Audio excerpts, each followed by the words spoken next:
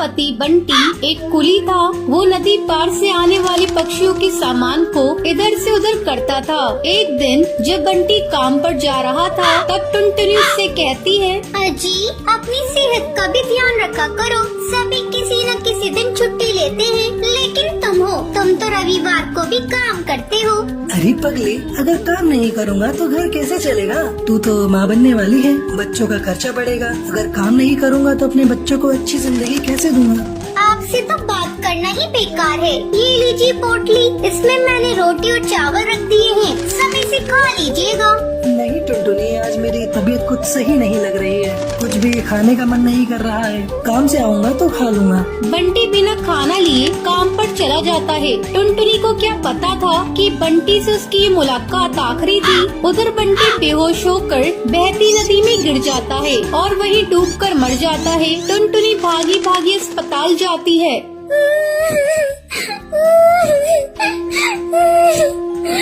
बंटी, ये क्या हो गया? सब कुछ एक पल में खत्म हो गया। अब ये बच्चा किसे अपना पापा कहेगा? मैं तुम्हें कई बार समझा रही थी अपनी सेहत का ध्यान रखो, लेकिन तुम तो मेरी बात मानते ही नहीं। अब मैं क्या करूं बंटी?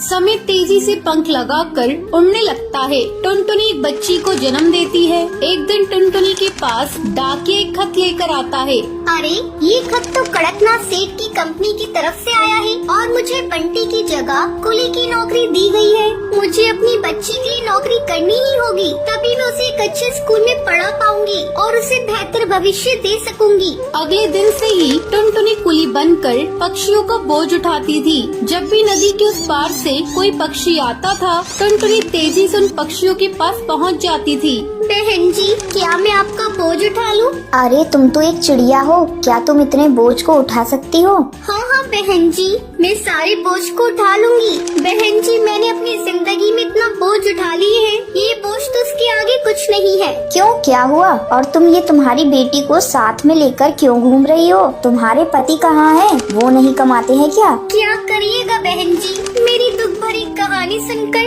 रोज इस नदी किनारे पे कई पक्षी आते हैं और मेरी दुख भरी कहानी सुनते हैं, लेकिन कोई मेरी मदद नहीं करता। अरे तुम मुझे तो बताओ, मैं तुम्हारी जरूर मदद करूंगी। क्या बताऊं बहन जी, मेरे पति की मौत इसी नदी में डूबकर हो गई थी। उसके बाद से मैं यहाँ कुली की नौकरी कर रही हूँ। देखो टुनटुनी, जब तुम्हारी बेटी थोड़ी बड़ी हो जाएगी तो उसको मेरे स्कूल में डाल देना। मैं उसे पढ़ा लिखा कर एक अफसर बनाऊंगी। मैं तुम्हें अपना पता दे देती हूँ। वो बुलबुल चिड़िया टुनटुनी को अपना पता दे देती है। इसी तरह कई साल गुजर जाते हैं। एक दिन जब टुनटुनी अपना घर साफ कर रही थी, तभी उसे उस बुलबुल का दिया हुआ पता मिलता है। अरे ये पता तो वही है जो मैडम जी ने मुझे नदी किनारे पर दिया था। मैं तो बिल्कुल भूल ही गई थी। अब मैं अपनी बेटी को लेकर मैडम जी के स्कूल में जाऊंगी और उसे वहाँ पढ़ाऊंगी। टुनटुनी अपनी बेटी को लेकर उस पते पर पहुँचती है।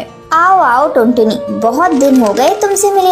मैडम जी, ये देखिए, मैं अपनी बेटी को अपने साथ लेकर आई हूँ। मैं चाहती हूँ पढ़ लिख कर एक अफसर बन जाए, इससे मेरी तरह जीवन में संघर्ष न करना पड़े। हाँ टुनटुनी, तुम निश्चिंत रहो, मैं तुम्हारी बेटी को अच्छी तालीम दूंगी। तुम्हें एक दिन इस पर गर्व होगा। टुनटुनी अपनी बेटी का एडमिशन उस मैडम जी के स्कूल में कराकर निश्चिंत हो जाती है। उसे इस बात की खुशी थी, उसकी बेटी को उसकी तरह जीवन में संघर्ष नहीं करना पड़ेगा। तो ये थी आज की कहानी। क्या आपको पता है कालू कौवा बंटी कबूतर से चिड़िया की आत्मा का क्या तोड़ने के लिए कहता है? अगर आपको पता है तो आप हमें कमेंट करके जरूर बताएं। अगर आपको ये वीडियो पसंद आई हो तो इसे लाइक और ऐसी कहानियाँ देखने के लिए मेरे चैनल को सब्सक्राइब करना ना